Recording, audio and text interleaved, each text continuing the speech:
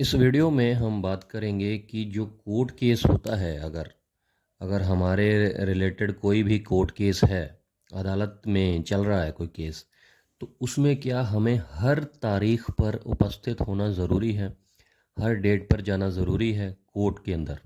तो वही आज डिस्कस करेंगे। देखिए, इसमें कई जो हैं वो फैक्ट्स हैं। जैसे अगर तो क्रिमिनल केस है, एक क्रिमिनल केस होता है, एक सिविल केस होता है। जो क्रिमिनल केस है, जैसे जिसमें एफआईआर होती है, जैसे मान के चलिए कोई मारपीट का केस है या कोई चोरी का केस है। अगर तो आपने किसी के खिलाफ एफआईआर करवाई है, क्रिमिनल केस करवाया है, आप कंप्लेनेंट हैं और आपने किसी दूसरे के खिलाफ एफआईआर करवा दी, तो उसमें क्या होता है कि उसमें आप मुद्दई हैं, मतलब कंप्लेनेंट हैं। तो आपका हर तारीख पर जाना ज़रूरी नहीं है। उसमें सिर्फ आपकी एक जो हैसियत है, एक गवाह के तौर पर है, एक कंप्लेनेंट के तौर पर है। आपकी चार्ज लगने के बाद, जो अक्यूज़ पर चार्ज लगेगा, उसके बाद फिर आपको सम्मन किया जाएगा एज ए विटनेस, और आपकी गवाही होगी, आपका चीफ होगा, आपका क्रॉस होगा। उसके बाद आपका उपस्थित होना ना होना, मतलब वो आप पे डिपेंड करता है। अगर आप मतलब अच्छे से केस को वॉच करना चाहते हैं, तो फिर आप ज़रूर जा सकते हैं। पब्लिक प्रोसिक्यूटर जो होता है, जो आपकी तरफ से, सरकार की तरफ से केस लड़ता है, जिसके खिलाफ एफआईआर होती है उसके खिलाफ केस लड़ता है, तो आप उसको डॉक्यूमेंट्स प्रोवाइड कर सकते हैं, उसको उनको हेल्प कर सकते हैं, असिस्ट कर सकते हैं।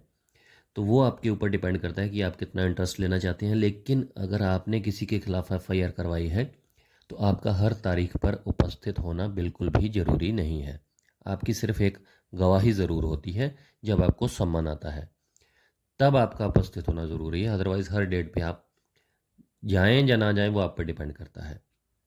अब इसी केस में, क्रिमिनल केस में ही हम बात कर लेते हैं कि अगर आपके खिलाफ एफआईआर हुई है, पहले तो हमने बात की थी कि अगर आपने एफआईआर करवाई है, लेकिन अब बात करते हैं कि अगर आपके खिलाफ एफआईआर हुई है, आप दोषी हैं उसमें, तो इसमें भी दो कंडीशंस होती हैं। एक तो कि आप कस्टडी में हैं। अगर तो आप कस्टडी में हैं, जुडिशियल कस्टडी में हैं, तो मतलब जेल में हैं, तो फिर तो आपको हर 14 दिनों के बाद जेल सुप्रिटेंडेंट के द्वारा वैसे ही पेश किया जाता है कोर्ट में हर तारीख पर। लेकिन अगर आपको बेल मिल चुकी है, तो बेल इसी कंडीशन पर मिलती है। जो कोर्ट है वो बेल के अंदर जो बेल ऑर्डर पास करती है, उसमें ये कंडीशन हमेशा लिखी होती है कि आपको हर तारीख पर, हर डेट पर कोर्ट के अंदर उपस्थित होना है। तो उसमें ज़रूरी होता है ये। हालांकि अगर कई बार इमरजेंसी होती है कि उसको, अगर वो नहीं मतलब आ सकता कोर्ट में, तो जो उसके एडवोकेट्स होते हैं, वो एक एग्जम्पशन एप्लीकेशन लिख कर दे सकते हैं विद रीज़न, कि इस वजह से जो अक्यूज़ है, जो मेरा क्लाइंट है, वो आज कोर्ट में नहीं आ सकता, तो अदालत से दरख्वास्त है, रिक्वेस्ट है कि इसको आज की एग्जम्पशन दी जाए। तो मतलब हाज़िरी माफ़ी की एप्लीकेशन होती है। तो एक दो बार कोर्ट जो है वो हाज़िरी माफ़ी कर सकती है। लेकिन हर बार एग्जम्पशन एप्लीकेशन नहीं चलती, इसलिए जो दोषी होता है, अगर वो बेल पर है, तो उसको हर तारीख पर कोर्ट के अंदर पेश होना ही होना है। अदरवाइज़ जो उसकी बेल होती है, वो कैंसिल भी हो सकती है कोर्ट के द्वारा। अब ये तो हो गई क्रिमिनल केस की बात। अब बात करते हैं सिविल केस की। सिविल केस जो ज़मीन जायदाद के या मकान मालिक और मतलब जैसे किराएदार के झगड़े वाले केसेस होते हैं, जिनमें एफआईआर वगैरह नहीं होती है। तो सिविल केस के अंदर क्या होता है कि अगर आपने सिविल केस किया है कोर्ट में, तो आप कोई ना कोई एडवोकेट ज़रूर हायर करते हैं। तो आपका हर पेशी पर, हर डेट पर उपस्थित होना ज़रूरी नहीं है। आपके जो एडवोकेट हैं, जो काउंसल हैं, वो आपके लिए अपीयर हो जाते हैं कोर्ट में। और या फिर आपने किसी को और को पावर ऑफ अटॉर्नी दी हुई है, तो वो आपकी तरफ से आपके बिहाफ पर पेश हो सकते हैं। अगर तो आप प्लेंटिफ हैं, प्लेंटिफ मतलब अगर आपने केस किया है, सिविल केस किया है किसी के ऊपर, तो या तो आप इन पर्सन पेश हो सकते हैं, या फिर आपके एडवोकेट काउंसल पेश हो सकते हैं। लेकिन अगर कोई भी पेश नहीं होता है, ना आप इन पर्सन गए, ना ही आपके एडवोकेट पेश हो रहे हैं, तो फिर अदालत क्या कर सकती है कि आपके केस को डिसमिस कर सकती है, जिसको डिसमिस इन डिफ़ॉल्ट बोला जाता है। मतलब कि आपकी तरफ से कोई पेश ही नहीं हुआ, तो आपके एडवोकेट अगर पेश हो रहे हैं तो फिर आपका पेश होना ज़रूरी नहीं होता है सिविल केस में।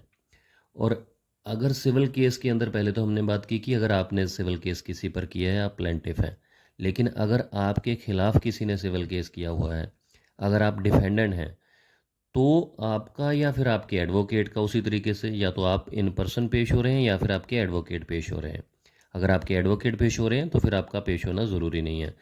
लेकिन अगर आपके एडवोकेट भी पेश नहीं होते हैं और आप भी पेश नहीं होते हैं, तो फिर क्या होता है कि आपका केस जो है वो आपको एक्स पार्टी कर दिया जाता है। एक्स पार्टी का मतलब होता है कि फिर एक पक्षीय कार्रवाई चल पड़ती है, फिर आपको उस केस के अंदर अपनी बात रखने का जो हक है, जो अधिकार है, वो ख़त्म हो जाता है। तो आपको एक्स पार्टी कर दिया जाता है।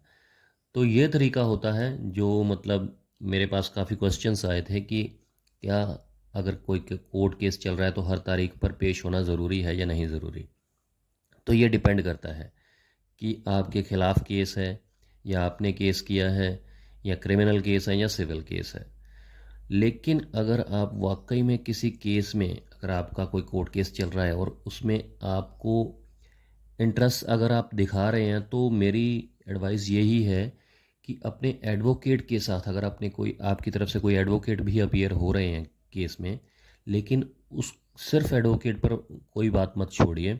आप टाइम टाइम पर कोर्ट पे जाते रहिए। अगर एक दो डेट्स में आप नहीं भी गए, अगर जैसे सिविल केस की बात करें, अगर एक दो चार डेट्स पर आप नहीं भी गए, फिर भी आपको वॉच करते रहना चाहिए अपना केस। अगर आप अपने केस को मजबूती प्रदान करना चाहते हैं, अगर वाकई में केस को जीतना चाहते हैं, और वॉच कीजिए कि दूसरी पार्टी कौन से डॉक्यूमेंट्स पेश कर रही है, कौन सी गवाहियाँ पेश कर रही है, और आपको उसका रिप्लाई में क्या देना है।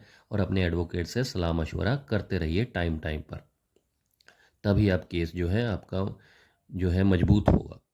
तो उम्मीद करता हूँ बिल्कुल सिंपल तरीके से मैंने आपको समझाने की कोशिश की है, सिंपल शब्दों में।